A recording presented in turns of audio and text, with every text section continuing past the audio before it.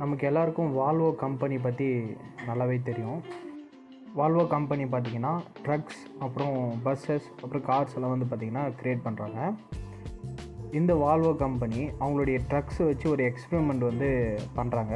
என்ன எக்ஸ்பெரிமெண்ட் அப்படின்னா, வால்வோ எஃப்எம்எக்ஸ் அப்படின்ற மாடல் வந்து 15 டன் இருக்கக்கூடிய ஒரு ட்ரக். இந்த ட்ரக்கை வெறும் 175 கிராம் கொண்ட ஒரு எலியை வச்சு ஸ்டேரிங் அசிஸ்ட் பண்ண வைக்கிறாங்க. அதாவது ஒரு எலி தான் அந்த ட்ரக்கை வந்து ஸ்டேரிங் வந்து திருப்பும் அப்படின்ற மாதிரி ஒரு எக்ஸ்பெரிமெண்ட் வந்து க்ரியேட் பண்ணுறாங்க.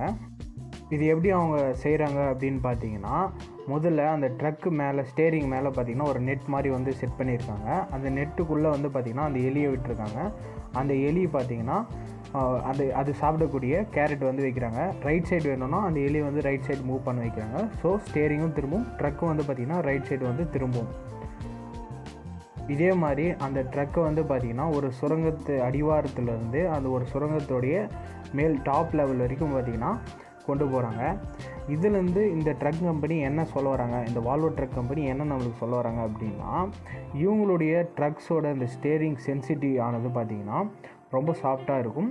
ஹியூமன்ஸ் அவங்களுடைய சுண்டு விரலில் கூட அது வந்து பார்த்திங்கன்னா இந்த ட்ரக்கோட ஸ்டேரிங் வந்து ஈஸியாக திருப்பலாம் அப்படின்றத சொல்ல வராங்க. எப்படி அப்படின்னா, 175 கிராம் கொண்ட ஒரு சின்ன எலியாலேயே வந்து பார்த்திங்கன்னா அந்த ட்ரக்கோட ஸ்டேரிங் வந்து திருப்பி அது ஓட்ட முடியும், இயக்க முடியும் அப்படின்னா ஹியூமன்ஸால் ஏன் முடியாது, ரொம்ப சாஃப்டாக அது வந்து ஹேண்டில் பண்ணலாம் அப்படின்ற மாதிரி இவங்க வந்து இந்த ஆட் மூலிமா சொல்லியிருக்காங்க.